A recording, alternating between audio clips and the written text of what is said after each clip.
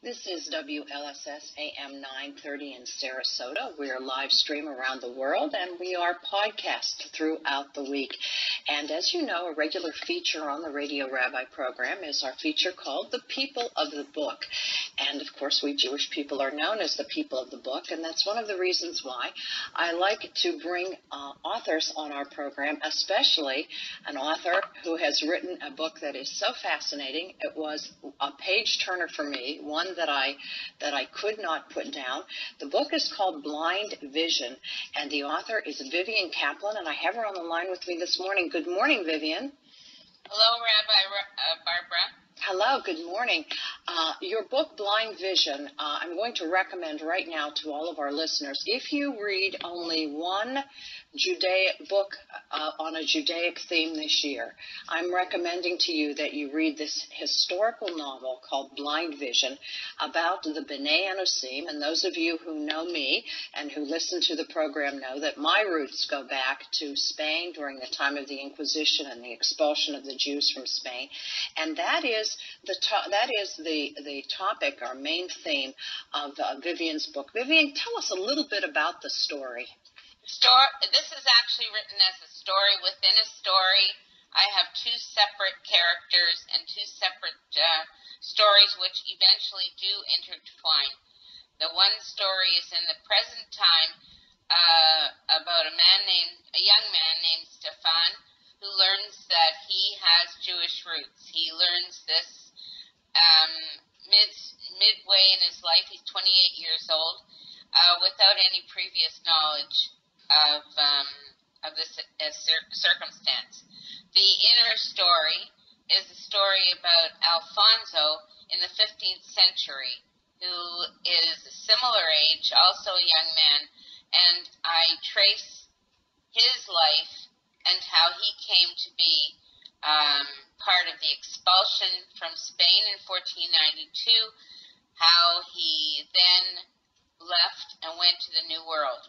And so the two stories connect, and we learn about the historical past, but also about how this is impacting people around the world today. Tell us, Vivian, a little bit about the modern young man, Stefan's inner conflict with his Jewish roots.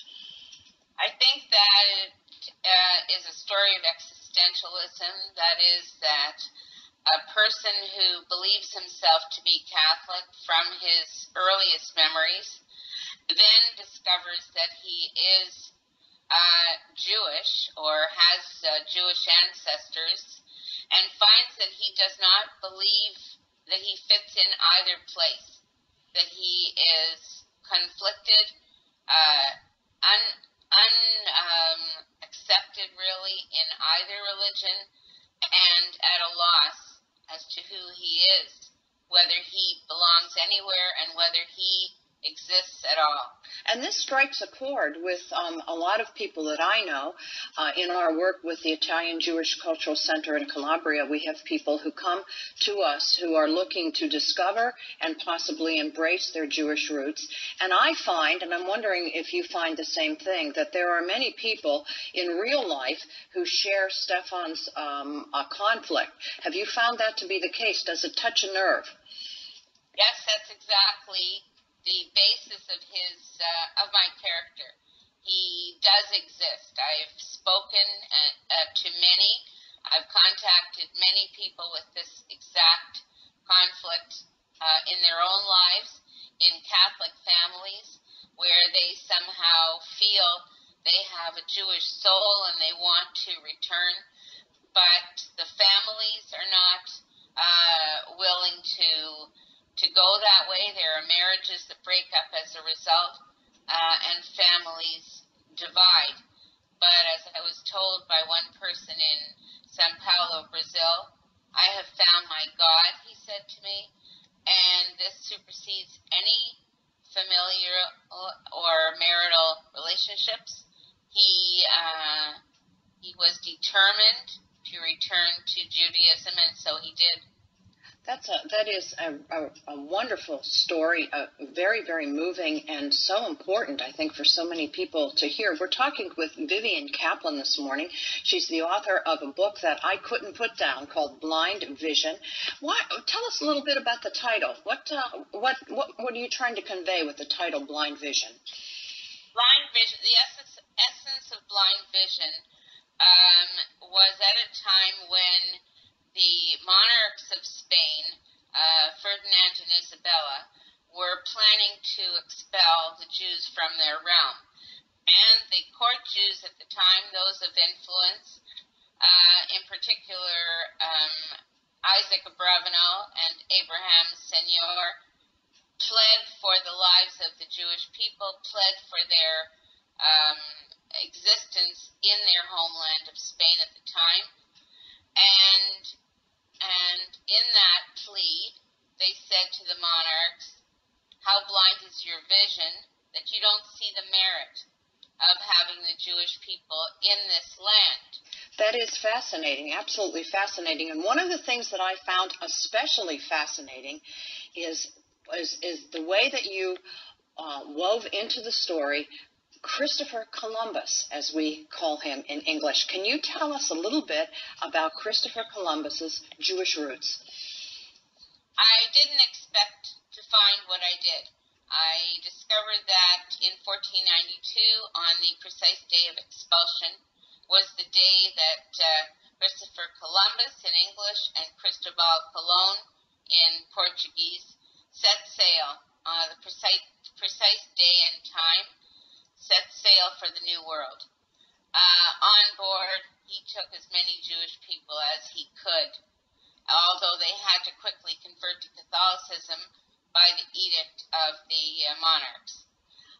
He left, and he wrote many letters back to his sons and to other dignitaries in Spain, and I discovered his signature at some point in my research.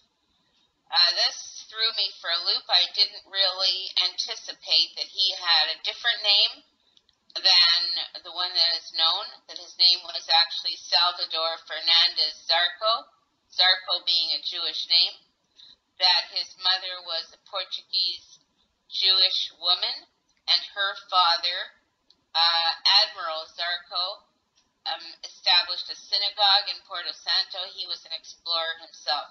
So the roots are there, as well as the signature, which is convoluted and points to all the details of him being Jewish. He also, in the top left-hand corner of his letters, put a squiggle, which could only be Baruch Hashem. This is done by only Jews. There are no other peoples who would do that kind of thing, but he was a crypto-Jew in fear for his life at the time, and that is why he had to devise such a complicated ruse to conceal it. We are talking with Vivian Kaplan, the author of Blind Vision, wrote a wonderful book that I recommend to all of our listeners, and it has to do with a young man, a modern young man by the name of Stefan, who discovers his Jewish roots and all of the things that happen as he goes back, looking into his ancestry, an ancestry that also includes a contact with Christopher Columbus. Before we go, Vivian, I'd like to ask you one final question. How has this book impacted people that you've met, and how has it made an impact on you as well? I've learned about the B'nai Anazim that is very significant in my life, to realize that there are people by the thousands and possibly millions around the world who have concealed Jewish roots, who have cherished these roots for centuries, and a number of whom are now making an effort to return. This has been a significant impact on my life, and as I've spoken to them singly, I've discovered that they are eager to tell the story. The reason that this is coming out now, I believe, is that with the anonymity of the internet, they're able to communicate without fear of exposure or any other ramifications, and they are now getting the courage and I do believe they are courageous, to come out and try to return and build Jewish families. Well, we consider you very courageous, Vivian, for a wonderful book that you've written. And I know that in my own studies of the Enosim, the historical accounts are very, very important, but oftentimes hard to plow through. But putting it in the context of a historical novel, you've done not only have you written a wonderful book, but you have done a wonderful service for B'nai Enosim, for lost and hidden Jews around the world. Thank you so much for joining us this morning on the Radio Rabbi program. Thank you.